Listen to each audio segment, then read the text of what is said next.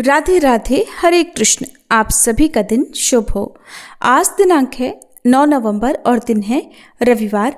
और आज मार्गशीर्ष मास के कृष्ण पक्ष की पंचमी तिथि पूरा दिन रहने के बाद देर रात 1:54 पर समाप्त होगी। इसके बाद में षष्ठी तिथि प्रारंभ हो जाएगी। और आज आद्रा और पुनर्वसु नक्षत्र का शुभ योग भी बन रहा है। आद्रा नक्षत्र रात 8:04 तक रहेगा। बाद में पुनर्वसु नक्षत्र प्रारंभ हो जाएगा। और सिद्ध योग आज दोपहर 3:02 तक रहेगा।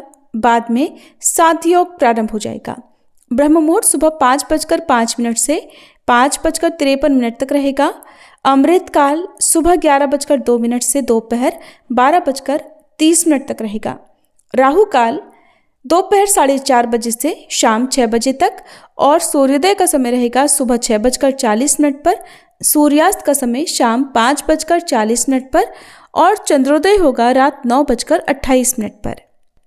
मार्गशीर्ष के महीने में भगवान श्री कृष्ण के साथ साथ माँ अन्नपूर्णा की पूजा भी होती है। और प्रत्येक दिन नियम से माँ अन्नपूर्णा की कथा भी सुनी जाती है। तो प्रिय श्रोताओं, आज से आप हमारे चैनल पर पहले माँ अन्नपूर्णा की कथा और सीता नित्यनेम की कहानी सुनेंगे। सीता नित्यनेम की कहानी सुनने से घर में सुख, समृद्धि और धन के भंडार भरते हैं। और क्योंकि मार्गशीर्ष महीने की जो भी कथाएं हैं उनके साथ साथ हमारे चैनल पर अभी कार्तिक मास की कथाएं भी सुनाई जा रही हैं।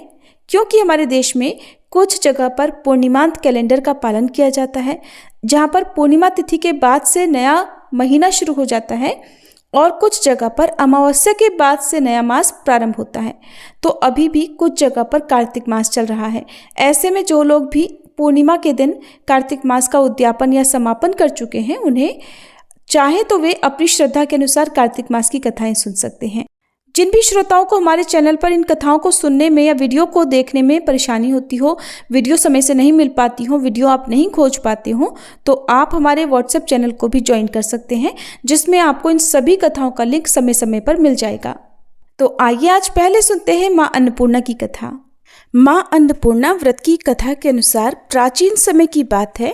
काशी निवासी धनंजय की पत्नी का नाम सुलक्षणा था। उसे अन्य सभी सुख प्राप्त थे, केवल निर्धनता ही उनके दुख का एकमात्र कारण थी। और यही दुख उसे हर समय सताता था। एक दिन सुलक्षणा अपने पति से बोली, स्वामी, आप कुछ उद्यम करो तो काम चले, इस प्रकार कब तक काम चलेगा। सुलक्षणा की ये बात धनंजय के मन में बैठ गई और वह उसी दिन विश्वनाथ शंकर जी को प्रसन्न करने के लिए बैठ गया और कहने लगा, हे देवाधिदेव विश्वेश्वर, मुझे पूजा पाठ कुछ भी करना नहीं आता, मैं तो केवल आपके ही भरोसे बैठा हूँ। इतनी विनती करके वह 2-3 दिन तक लगातार भूखा प्यासा बैठा रहा। ये देखकर भगवान शंकर ने उसके कान में अन्नपूर्णा, अन्नपूर्णा, अन्नपूर्णा इस प्रकार 3 बार कहा। ये कौन क्या कह गया। बस इसी सोच में धनंजय पड़ गया कि मंदिर से आते ब्राह्मण को देखकर वह पूछने लगा, पंडित जी, अन्नपूर्णा कौन है। तब ब्राह्मण ने कहा, अरे धनंजय, तू तो अन्न छोड़कर बैठा है, इसीलिए तुझे हर समय अन्न की ही बात सूझती है। जा घर जाकर अन्न ग्रहण कर। धनंजय अपने घर गया, जाकर पत्नी से सारी बात कही। तब वह बोली, नाथ, चिंता मत करो, स्वयं शंकर जी ने यह मंत्र दिया है और वे स्वयं ही खुलासा भी करेंगे। आप फिर से जाकर उनकी आराधना करो। पत्नी के कहे अनुसार धनंजय फिर पहले दिन की तरह ही जाकर पूजा में बैठ गया। रात्रि में भगवान शंकर जी ने आज्ञा दी, कहा, तू पूर्व दिशा में चला जा। अब धनंजय अन्नपूर्णा का नाम जपता जाता और रास्ते में फल खाता, झरनों का पानी पीता जाता। इस प्रकार कितने ही दिनों तक लगातार वह चलता रहा। वहां उसे चांदी से चमकते वन की शोभा देखने मिली, सुंदर सरोवर देखने मिला। उसके किनारे कितनी ही अप्सराएं झुंड बनाई बैठी थी। एक अप्सरा कथा कहती थी और सब माँ अन्नपूर्णा इस प्रकार बार बार कहती थी। ये अगहन मास की उजियारी रात्रि थी और आज से ही व्रत का आरंभ था। जिस शब्द की खोज करने वह निकला था, वहां उसे वही शब्द सुनने को मिला। धनंजय ने तब उनके पास जाकर धीरे से पूछा, हे देवियों, आप ये सब क्या कर रही हो। तब उन सब ने कहा, हम सब माँ अन्नपूर्णा का व्रत कर रही हैं। व्रत करने से क्या होता है और क्या ये व्रत किसी ने किया भी है? इसे कब किया जाए, कैसे किया जाए और इसकी कैसी विधि है? मुझसे भी कहो। धनंजय के कहने पर वे अप्सराएं कहने लगी, इस व्रत को कोई भी कर सकता है। 21 दिन व्रत करने के लिए 21 गांठ वाला सूत लेना। 21 दिन यदि ना कर पाएं तो 1 दिन का ही उपवास करें, और ये भी ना करें तो केवल कथा सुनकर ही प्रसाद ले लें। निराहार रहकर कथा कहें। कथा सुनने वाला कोई ना मिले तो पीपल के पत्तों को रखकर सुपारी या घृत कुमारी यानी ग्वार पाठ को वृक्ष के सामने रखकर दीपक को साक्षी बनाकर सूर्य, गाय, तुलसी या महादेव को बिना कथाएं सुनाए मुख में अन्न मत डालना। यदि भूल से कुछ पड़ जाए तो 1 दिवस फिर उपवास करें। व्रत के दिन क्रोध ना करें और झूठ ना बोलें। अप्सराओं के द्वारा विधि बताने पर धनंजय बोला, फिर बताइए इस व्रत के करने से क्या होगा? तब वे कहने लगी, इसके करने से अंधे को नेत्र मिल जाता है, लूलों को हाथ मिल जाता है, निर्धन के घर धन के भंडार भर जाते हैं, बांझन को संतान मिलती है, मूर्ख को विद्या मिलती है, और जो जिस कामना से व्रत को करता है माँ उसकी वह हर कामना पूर्ण करती हैं। धनंजय कहने लगा, बहनों, मेरे घर में भी धन नहीं है, विद्या नहीं है, कुछ भी तो नहीं है मेरे पास। मैं तो दुखिया ब्राह्मण हूँ, मुझे इस व्रत का सूत दोगी क्या? हाँ भाई, तेरा कल्याण हो, हम तुझे सूत देंगी, ले इस व्रत का मंगल सूत ले ले। तब धनंजय ने उन अप्सराओं से सूत लेकर व्रत को किया। व्रत पूरा हुआ। तभी सरोवर में से 21 खंड की स्वर्ण सीढ़ी हीरा मोती जड़ी हुई प्रकट हुई। धनंजय जय अन्नपूर्णा कहता जाता था। इस प्रकार जाने कितनी ही सीढ़ियां वह उतरता गया। तब अंदर जाकर उसने क्या देखा कि करोड़ों सूर्यों से प्रकाशमान माँ अन्नपूर्णा का मंदिर है। उसके सामने स्वर्ण सिंहासन पर माँ अन्नपूर्णा विराजमान है। सामने भिक्षा हेतु शंकर भगवान खड़े हैं। देवांगनाएं चवर डुला रही हैं। कितने ही हथियार बांधे पहरा दे रही हैं। धनंजय दौड़कर माँ जगदम्बा के चरणों में गिर पड़ा। देवी उसके मन का दुख जान गई। धनंजय हाथ जोड़कर कहने लगा, माता, आप तो अंतर्यामिनी हैं, आपको मैं अपनी दशा भला क्या बताऊं, आप तो सब कुछ जानती हैं। तब माता बोली, तुमने मेरा व्रत किया है, जा संसार तुम्हारा सत्कार करेगा। माता ने धनंजय की जिह्वा पर बीज मंत्र लिख दिया। अब तो उसके रोम रोम में विद्या प्रकट हो गई। इतने में क्या देखता है कि वह काशी विश्वनाथ के मंदिर में खड़ा है। माँ का वरदान लेकर धनंजय घर आया। अपनी पत्नी सुलक्षणा से सारी बात कही। माता जी की कृपा से उसके घर में धन संपत्ति उमड़ने लगी। छोटा सा घर बहुत बड़ा गिना जाने लगा। जैसे शहद के छत्ते में मक्खियां जमा हो जाती हैं, उसी प्रकार अनेक सगे संबंधी आ आकर उसकी पढ़ाई करने लगे। कहने लगे, इतना धन और इतना बड़ा घर, सुंदर संतान नहीं है तो फिर इस कमाई को कौन भोगेगा? सुलक्षणा से तो कोई संतान हुई नहीं, इसलिए तुम दूसरा विवाह कर लो। अनिच्छा होते हुए भी धनंजय को दूसरा विवाह करना पड़ा और सती सुलक्षणा को सौतन का दुख झेलना पड़ा। इस प्रकार धीरे धीरे दिन बीतते गए। फिर अगहन मास आया।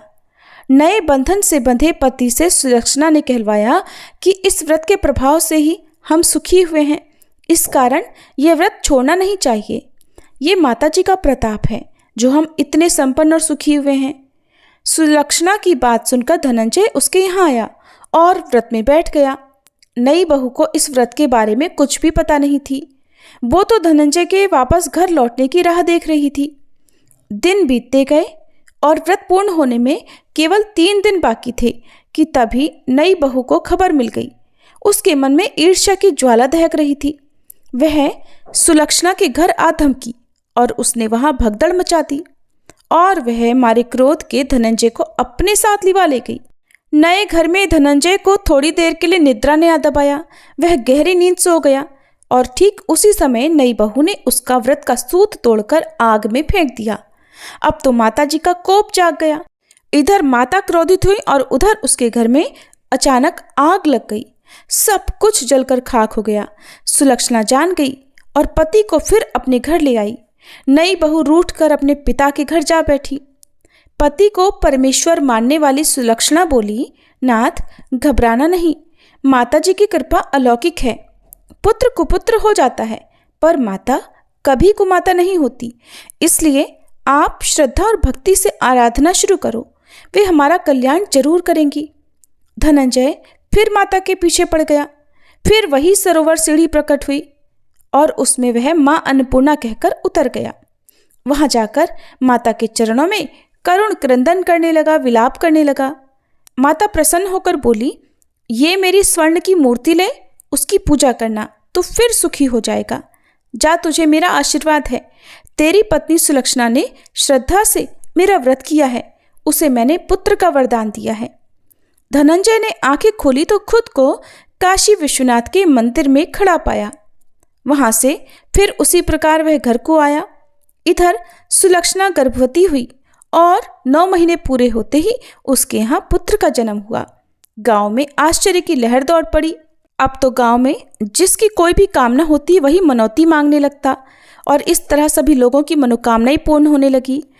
इस तरह उसी गांव के निसंतान सेठ के पुत्र होने पर उसने माता अन्नपूर्णा का मंदिर बनवा दिया। उसमें माता जी धूमधाम से पधारी, यज्ञ हुआ और धनंजय को मंदिर के आचार्य का पद दे दिया गया। जीविका के लिए मंदिर की दक्षिणा और रहने के लिए बड़ा सुंदर सा भवन भी दिया गया। धनंजय पत्नी और पुत्र सहित वहां सुख से रहने लगा। माता जी के चढ़ावे में भरपूर आमदनी होने लगी।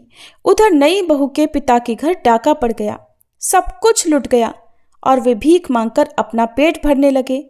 सुलक्षणा ने जब यह सुना तो उन्हें बुलावा भेजा और उनके आने पर उन्हें अलग घर में रख लिया और उनके अन्न वस्त्र का प्रबंध भी कर दिया। धनंजय, सुलक्षणा और उसका पुत्र माता जी की कृपा से आनंद से रहने लगे। माता जी ने जैसे उनके भंडार भरे वैसे सबके भंडार भरे। सभी प्रेम से बोलिए, अन्नपूर्णा माता की जय। अब सुनिए सीता नितनेम की कहानी। इस कहानी को सीता माता कहती थी और प्रभु श्री राम सुना करते थे। एक दिन श्री राम भगवान को किसी काम के लिए बाहर जाना पड़ा तो सीता माता कहने लगी कि भगवान, मेरा तो 12 वर्ष का नितनेम है, अब आप बाहर जाएंगे तो मैं अपनी कहानी किसे सुनाऊंगी। तब श्री राम ने कहा कि सीते, आप कुएं की पाल पर जाकर बैठ जाना और वहां पर जो भी औरतें पानी भरने आएंगी उन्हें अपनी कहानी सुना दिया करना। सीता माता कुएं की पाल पर जाकर बैठ गई। तभी एक स्त्री आई। उसने रेशम की जरी की साड़ी पहन रखी थी और सोने का घड़ा ले रखा था। सीता माता उसे देखकर कहने लगी, बहन, मेरा 12 वर्ष का नितनेम सुन लो। पर वह स्त्री बोली कि मैं तुम्हारा नितनेम सुनूंगी तो मुझे तो घर जाने में देर हो जाएगी और मेरी सास मुझसे झगड़ा करेगी। इसलिए उसने कहानी नहीं सुनी और अपने घर चली गई। लेकिन उसके घर जाते ही उसकी रेशम जरी की साड़ी फट गई। सोने का घड़ा मिट्टी के घड़े में बदल गया। सासू ने देखा तो पूछा, अरे बहू, ये किसका दोष अपने सिर लेकर आ गई है। बहू बोली, माँ जी, कुएं पर एक औरत बैठी थी। उसने अपनी कहानी सुनने के लिए कहा, लेकिन मैंने नहीं सुनी। शायद उसी का ये फल मुझे मिला है। बहू की बात सुनकर अगले दिन वही साड़ी और वही घड़ा लेकर सास कुएं की पाल पर गई। सास को वहीं पर सीता माता बैठी मिली तो माता सीता ने कहा, बहन, मेरी कहानी सुन लीजिए।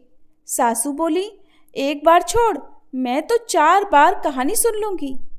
तब सीता माता बोली, राम आए लक्ष्मण आए, देश के पुजारी आए, नित नेम का नेम लाए, आओ राम बैठो राम, तपी रसोई जीमो राम, माखन मिश्री खाओ राम, दूध पताशा पियो राम, सूत के पलका मोठो राम, शाल दुशाला पोठो राम, शाल दुशाला ओढ़ो राम, जब बोलूं राम ही राम, राम सवारे सबके काम, खाली घर भंडार भरेंगे, सबका बेड़ा पार करेंगे। श्री राम जय जय राम।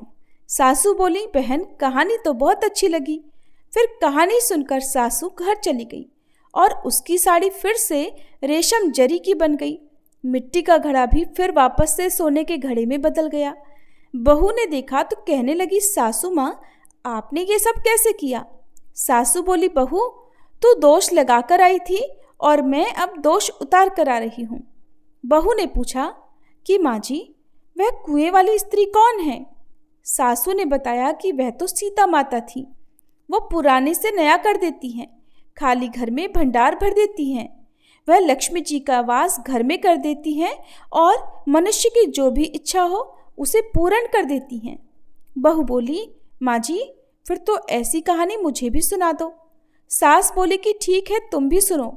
फिर सास ने कहानी शुरू की। राम आए लक्ष्मण आए, देश के पुजारी आए, नित नेम का नेम लाए, आओ राम बैठो राम, तपी रसोई जीमो राम, माखन मिश्री खाओ राम, दूध बताशा पियो राम, सूत के पल का मोठो राम, शाल दुशाला पोठो राम, शाल दुशाला ओढ़ो राम। जब बोलूं राम ही राम, राम सवारे सबके काम, खाली घर भंडार भरेंगे, सबका बेड़ा पार करेंगे, बोलो श्री राम जय जय राम। कहानी सुनकर बहू बोली, माँ जी, कहानी तो बहुत अच्छी है। सासू ने कहा, ठीक है, अब से हम इस कहानी को रोज किया करेंगे। अब सास बहू रोज सवेरे उठती, नहाती धोती और पूजा करने के बाद नित नेम की सीता माता की कहानी कहती। एक दिन की बात है, उनके यहाँ पड़ोस की एक औरत आई और बोली कि बहन, जरा सी आँच तो देना। तो बहू बोली कि आँच तो अभी हमने जलाई ही नहीं। पड़ोसन बोली, तो फिर तुम सुबह 4 बजे से उठकर क्या कर रही हो? तो उन्होंने कहा कि हम तो सुबह सुबह उठकर पूजा करते हैं, फिर सीता माता की नित्यनेम की कहानी कहते हैं। पड़ोसन ने उनकी बात सुनकर फिर कहा कि सीता माता की कहानी कहने से तुम्हें क्या मिला? तब वे दोनों बोली कि सीता माता की कहानी कहने से घर में भंडार भर जाते हैं, सारे काम पूर्ण हो जाते हैं, मन की इच्छा भी पूरी होती है। पड़ोसन ने कहा, बहन, अगर ऐसा है तब तो फिर मुझे भी कहानी सुना दो। तब बहू बोली कि ठीक है, तुम भी ये कहानी सुन लो। राम आए लक्ष्मण आए, देश के पुजारी आए, नित नेम का नेम लाए, आओ राम बैठो राम, तपी रसोई जीमो राम, माखन मिश्री खाओ राम, दूध बताशा पियो राम, सूत के पल का मोठो राम, शाल दुशाला पोठो राम, शाल दुशाला ओढ़ो राम। जब बोलूं राम ही राम, राम सवारे सबके काम, खाली घर भंडार भरेंगे, सबका बेड़ा पार करेंगे, श्री राम जय जय राम। पड़ोसन ने इस कहानी को सुना तो कहने लगी, बहन, कहानी तो बहुत अच्छी लगी। अब वह पड़ोसन भी नित्यनेम सीता माता की कहानी कहने लगी। कहानी कहने से सीता माता ने पड़ोसन के भी धन के भंडार भर दिए। देखते ही देखते अब तो पूरे मोहल्ले में नित्यनेम की कथा चल पड़ी और हर किसी की मनोकामना पूर्ण होने लगी। हे सीता माता, जैसे आपने उन सभी के भंडार भरे, वैसे ही हमारे भी भरना। कहानी कहने वाले, सुनने वाले और हुंकार भरने वाले सबके भरना। सभी प्रेम से बोलिए, सीता मैया की जय। अब सुनिए मार्गशीर्ष मास महात्म्य का आज का अध्याय।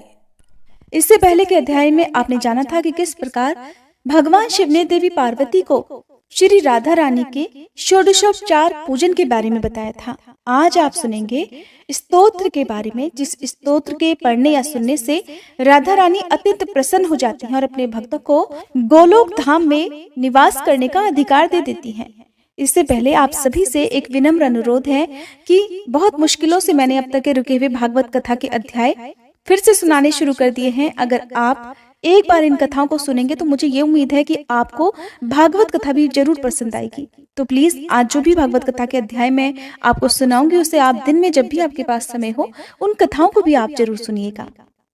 भगवान शिव ने देवी पार्वती से कहा कि हे देवी, इस प्रकार मैंने श्री राधा की पूजा का विधान बताया है, अब स्तोत्र भी सुनो। एक बार श्री राधा जी मान करके श्री कृष्ण के समीप से, उनके पास से ही अंतर्ध्यान हो गई। तब ब्रह्मा जी, विष्णु जी और शिव जी आदि सभी देवता ऐश्वर्य भ्रष्ट, श्रीहीन और पत्नी रहित तथा उपद्रवग्रस्त हो गए। इस परिस्थिति पर विचार करके उन सभी ने भगवान कृष्ण की शरण ली। उनके स्तोत्र से संतुष्ट हुए सभी के परमात्मा श्री कृष्ण ने स्नान करके शुद्ध होकर सती राधिका जी की पूजा करके उनका इस प्रकार स्तवन अर्थात स्तुति की।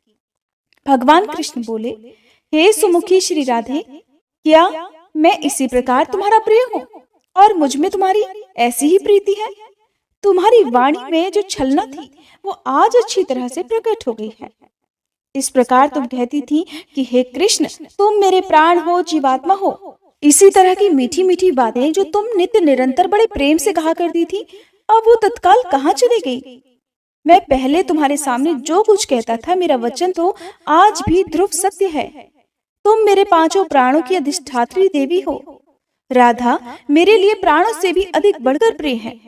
मेरी ये बातें जैसे पहले सत्य थी, उसी तरह आज भी है। मैं तुम्हें अपने पास रखने में समर्थ नहीं हो सका, इसलिए तुम्हारे बिना मेरे प्राण चले जा रहे हैं। तुम कहाँ चली गई हो?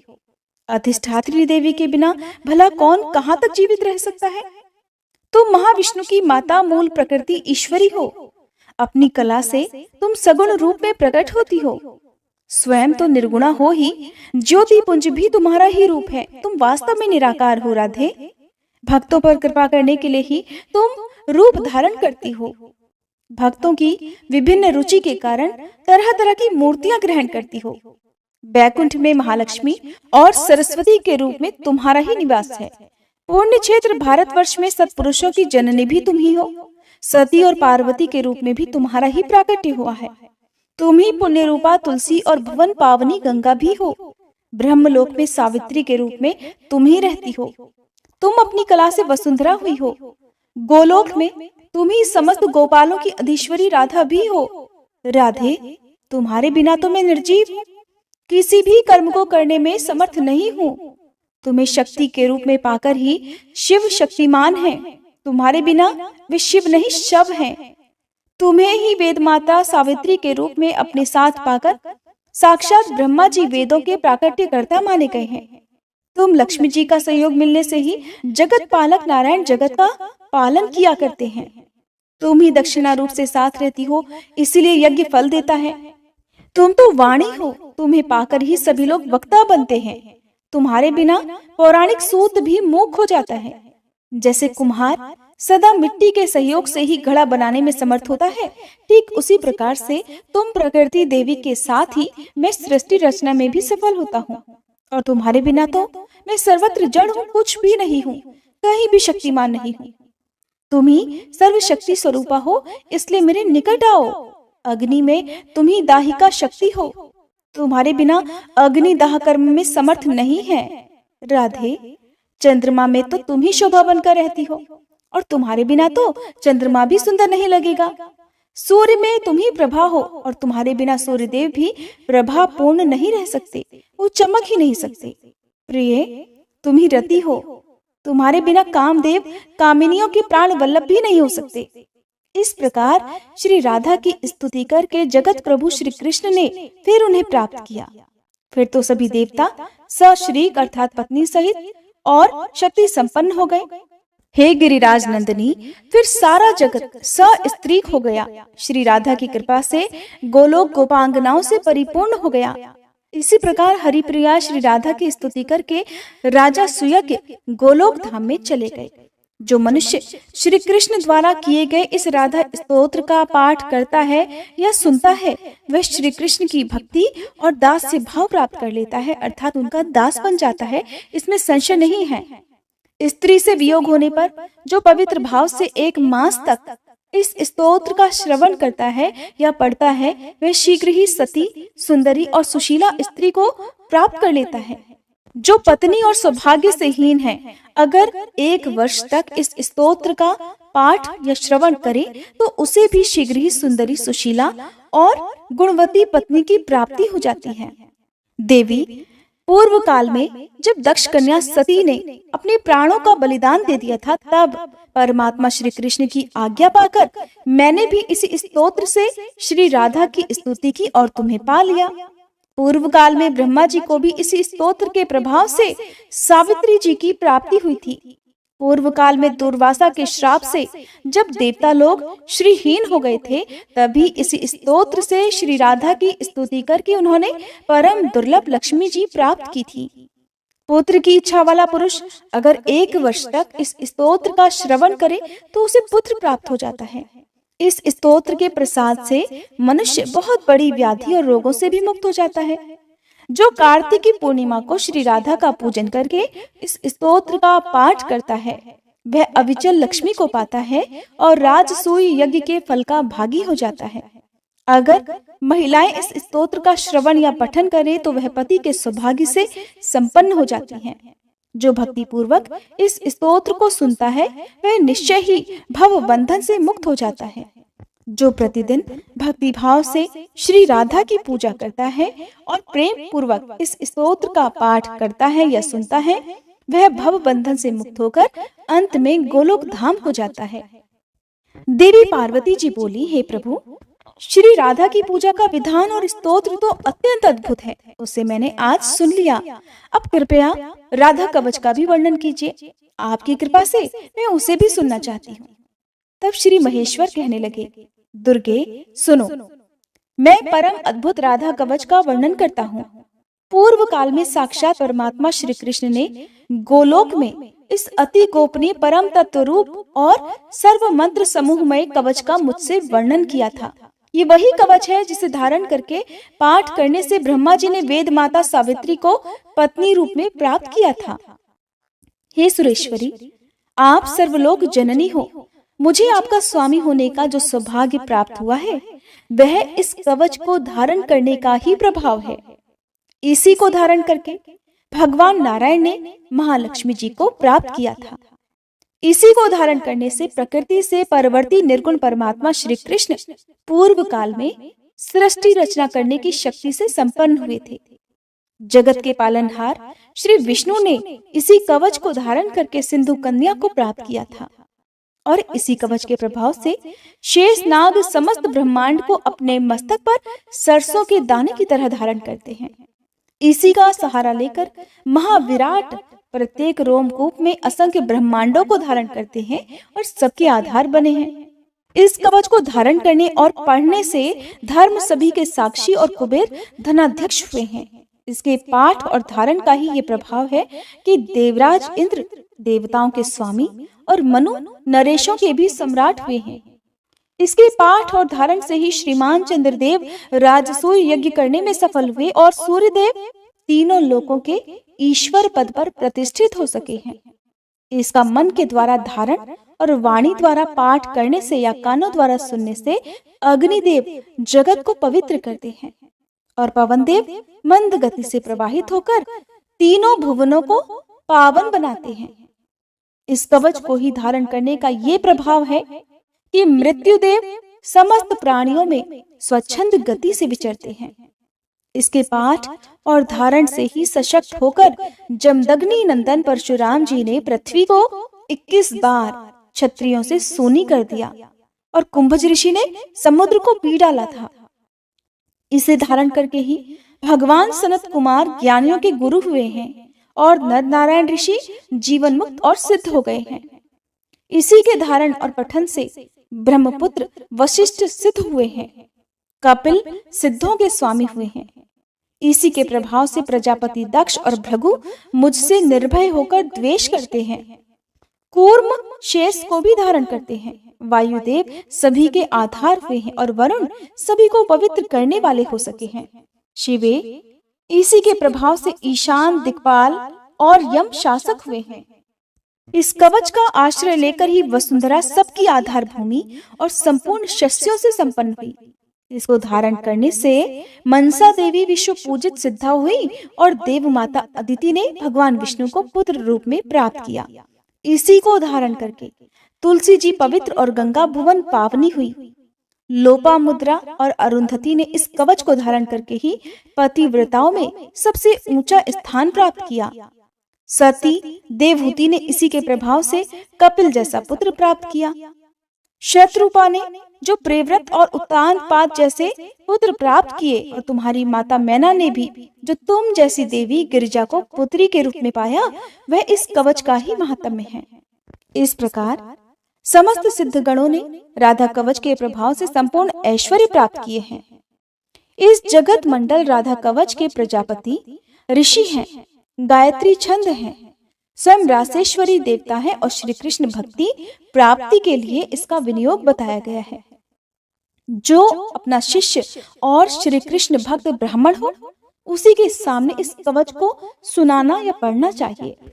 जो शठ और दूसरे का शिष्य हो, जो श्री कृष्ण को न मानता हो, उसको इसका उपदेश देने से मृत्यु की प्राप्ति होती है। हे प्रिय, राज्य दे दो, अपना मस्तक कटा दे, परंतु अनाधिकारी को ये कवच कभी न दे। मैंने गोलोक में देखा था कि साक्षात परमात्मा श्री कृष्ण ने भक्ति भाव से अपने कंठ में इसको धारण किया हुआ था। पूर्व काल में ब्रह्मा और विष्णु ने भी इसे अपने गले में स्थान दिया था। ओम राधाए स्वाहा, ये मंत्र कल्प वृक्ष के समान मनोवांछित फल देने वाला है और श्री कृष्ण ने भी स्वयं इसकी उपासना की है। यदि भगवान कृष्ण का आशीर्वाद प्राप्त करना हो, राधा रानी को प्रसन्न करना हो, तो इसी मंत्र का सच्चे मन से जाप करना चाहिए। ये मेरे मस्तक की रक्षा करे। ओम ह्रीं श्रीं राधिकाय स्वाहा, ये मंत्र मेरे कपाल की और दोनों नेत्रों और कानों की सदा रक्षा करे। ओम रां ह्रीं श्रीं राधिकाय स्वाहा, यह मंत्र सदा मेरे मस्तक और केश समूह की रक्षा करे। ओम रांग राधाय स्वाहा, ये सर्व सिद्धिदायक मंत्र मेरे कपोल, नासिका और मुख की रक्षा करे। ओम क्लीं श्रीं कृष्ण प्रियाय नमः, ये मंत्र मेरे कंठ की रक्षा करे। ओम रांग रासेश्वराय नमः, यह मंत्र मेरे कंधे की रक्षा करे। ओम रांग रास विलासिन्याय स्वाहा, ये मंत्र मेरे पृष्ठ भाग की सदा रक्षा करे। ओम वृंदावन विलासिन्याय स्वाहा, ये मंत्र पक्ष स्थल की सदा रक्षा करे। ओम तुलसी वन वासिन्याय स्वाहा, ये मंत्र नितंब की रक्षा करे। ओम कृष्ण प्राणाधिकाय स्वाहा, ये मंत्र दोनों चरणों और संपूर्ण अंगों की सदा सब ओर से रक्षा करे। राधा पूर्व दिशा में मेरी रक्षा करे। कृष्ण प्रिया अग्निकोण में मेरा पालन करे। रासेश्वरी दक्षिण दिशा में मेरी रक्षा का भार संभाले।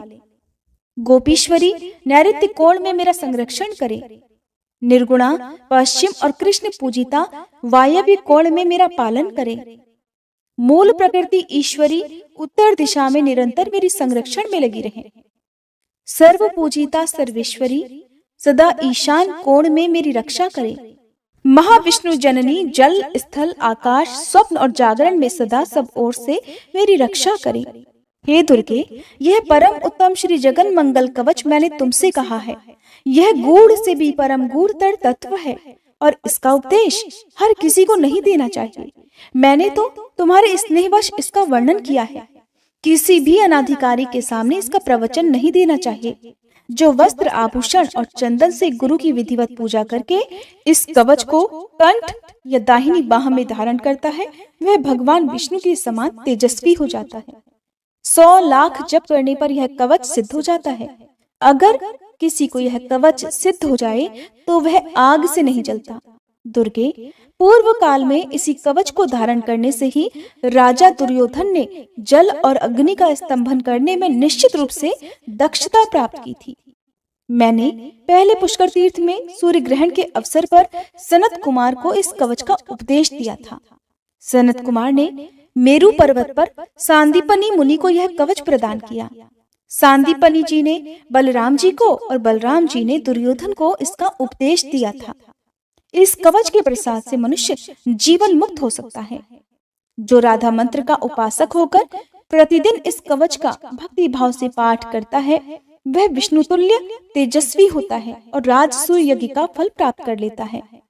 संपूर्ण तीर्थों में स्नान, सभी प्रकार का दान, संपूर्ण व्रतों में उपवास, पृथ्वी की परिक्रमा, समस्त यज्ञों की दीक्षा का ग्रहण, सदा सत्य की रक्षा, नित्य प्रति श्री कृष्ण की सेवा, श्री कृष्ण नैवेद्य का भक्षण और चारों वेदों का पाठ करने पर मनुष्य जिस फल को प्राप्त करता है, उसे निश्चय ही वह एकमात्र इस कवच के पाठ करने से प्राप्त कर लेता है।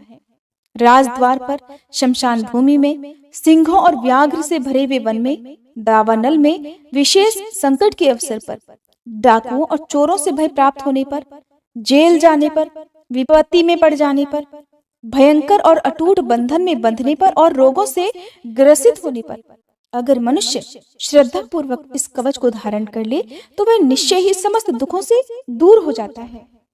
हे दुर्गे, हे महेश्वरी, ये तुम्हारा ही कवच मैंने तुमसे कहा है। तुम ही सर्वरूपा माया हो और छल से मुझसे इसी विषय में पूछ रही हो।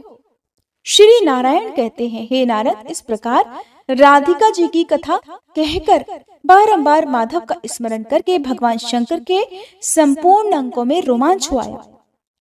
प्रेम से उनके नेत्रों से आंसुओं की धारा बहने लगी। श्री कृष्ण के समान तो कोई देवता नहीं है, गंगा जैसी दूसरी नदी नहीं है, पुष्कर के समान कोई तीर्थ नहीं है और ब्राह्मण से बढ़कर कोई वर्ण नहीं है। हे नारद, जैसे परमाणु से बढ़कर सूक्ष्म, महाविष्णु से बढ़कर महान और आकाश से अधिक विस्तृत दूसरी कोई वस्तु नहीं है, ठीक उसी प्रकार वैष्णव से बढ़कर ज्ञानी और भगवान शंकर से बढ़कर कोई योगेंद्र नहीं है। देवर्षि, उन्होंने ही काम, क्रोध, लोभ और मोह पर विजय प्राप्त की है। भगवान शिव सोते जागते हर समय श्री कृष्ण के ध्यान में लीन रहते हैं। जैसे कृष्ण है वैसे शिव है। श्री कृष्ण और शिव में भी कोई भेद नहीं है। वत्स, जैसे वैष्णवों में शंभु और देवताओं में माधव श्रेष्ठ है, उसी प्रकार कवचों में यह जगन मंगल राधा कवच सर्वोत्तम है। शिवा का शी यह मंगल वाचक है और वह कारका अर्थात दाता है। जो मंगल दाता है वही शिव कहा गया है। जो विश्व के मनुष्यों का सदा शंग अर्थात कल्याण करते हैं वे ही शंकर हैं। कल्याण का तात्पर्य यहाँ मोक्ष से है। ब्रह्मादि देवता और वेदवादी मुनि ये महान कहे गए हैं। उन महान पुरुषों के जो देवता है उन्हें महादेव कहते हैं। संपूर्ण विश्व में पूजित मूल प्रकृति ईश्वरी को महती देवी कहा गया है। उस महादेवी के द्वारा पूजित देवता का नाम महादेव है। विश्व में स्थित जितने महान हैं उन सब के वे ईश्वर हैं। इसीलिए मनीषी पुरुष, विद्वान पुरुष उन्हें महेश्वर कहते हैं। हे नारद, तुम धन्य हो जिसके गुरु श्री कृष्ण भक्ति प्रदान करने वाले साक्षात महेश्वर हैं। फिर तुम मुझसे क्यों पूछ रहे हो? हरे कृष्णा। आज के अध्याय में बस इतना ही। इसके आगे का वृतांत आप सभी कल की कथा में सुनिएगा। अब सुनिए श्री कृष्ण चालीसा पाठ। बंशी शोभित कर मधुर नील जलद तन श्याम, अरुण अधर जनु बिंबा फल नयन कमल अभिराम, पूर्ण इंद्र अरविंद मुख पीतांबर शुभ साज, जय मन मोहन मदन छवि कृष्ण चंद्र महाराज। जय यदुनंदन जय जगवंदन, जय वसुदेव देवकी नंदन, जय यशोदासुत नंद दुलारे, जय प्रभु भक्तन के धृग तारे, जय नट नागर नाग नथैया, कृष्ण कन्हैया धेनु चरैया, पुनि नख पर प्रभु गिरिवर धारो, आओ दीनन कष्ट निवारो, वंशी मधुर अधर धरि तेरी, होवे पूर्ण मनोरथ मेरो, आओ हरि पुनि माखन चाखो, आज लाज भारत की राखो, गोल कपोल चिबुक अरुणारे, मृदु मुस्कान मोहिनी डारे, रंजित राजीव नयन विशाला, मोर मुकुट वैजंती माला, कुंडल श्रवण पीत पट आछे, कटी किंकणी काछन काछे, नील जलज सुंदर तन सोहे, छवि लखि सुर नर मुनि मन मोहे, मस्तक तिलक अलक घुंघराले, आओ कृष्ण बांसुरी वाले, करी पय पान पूत नहीं तार्यो, अका बका कागा सुर मार्यो, मधुवन जलत अग्नि जब ज्वाला, भय शीतल लखित ही नंद लाला, सुरपति जब ब्रज चढ़ियो रिसाई, मसूर धार वारी वर्षाई, लगत लगत ब्रज चहन बहायो, गोवर्धन नख धारी बचायो, लखिय सुदा मन भ्रम अधिकाई, मुख मह 14 भुवन दिखाई, दुष्ट कंस अति उधम मचायो, कोटि कमल जब फूल मंगायो, नाथी काली यही तब तुम लीन्हे, चरण चिन्ह दे निर्भय कीन्हे, करी गोपिन संग रास विलासा, सबकी पूर्ण करी अभिलाषा। केतिक मह असुर संहार्यो, कंस ही केस पकड़ दे मार्यो। मात पिता की बंदी छुड़ाई, उगर सेन कह राज दिलाई। मही से मृतक छह सुत लायो, मातु देव की शोक मिटायो। भौमासुर मुर दैत्य संहारो, लाए शत दश सहस कुमारो। दे भी नहीं तृण चीर संहारा, जरा सिंधु राक्षस कह मारा। असुर बकासुर आदिक मार्यो, भक्तन के तब कष्ट निवार्यो। दीन सुदामा के दुख टार्यो, तंदुल 3 मूठ मुख डार्यो। प्रेम के साग विदुर घर मांगे, दुर्योधन के मेवा त्यागे। लखी प्रेम की महिमा भारी, ऐसे श्याम दीन हितकारी। भारत के पारथ रथ हाके, लिए चक्र कर नहीं बल ताके। निज गीता के ज्ञान सुनाए, भक्तन हृदय सुधा वर्षाए। मीरा थी ऐसी मत वाली, विष पी गई बजा कर ताली। राना भेजा सांप पिटारी, शालिग्राम बने बनवारी। निज माया तुम विधि ही दिखायो, उरते संशय सकल मिटायो। तब शत निंदा करी तत्काला, जीवन मुक्त भयो शिशुपाला। जब ही द्रौपदी टेर लगाई, दीनानाथ लाज अब जाई। तुरत ही वसन बने नंदलाला, बढ़े चीर भय अरि मुँह काला। असनाथ के नाथ कन्हैया, डूबत भंवर बचावत नैया। सुंदर दास आस उरधारी, दया दृष्टि की जय बनवारी। नाथ सकल मम कुमति निवारो, क्षमहु बेगी अपराध हमारो। खोलो पट अब दर्शन दीजे, बोलो कृष्ण कन्हैया की जय। बोलो कृष्ण कन्हैया की जय, बोलो कृष्ण कन्हैया की जय। ये चालीसा कृष्ण का पाठ करे उरधारी, अष्ट सिद्धि नवनिधि फल लहे पदार्थ चारी। बोलो श्री कृष्ण भगवान की जय।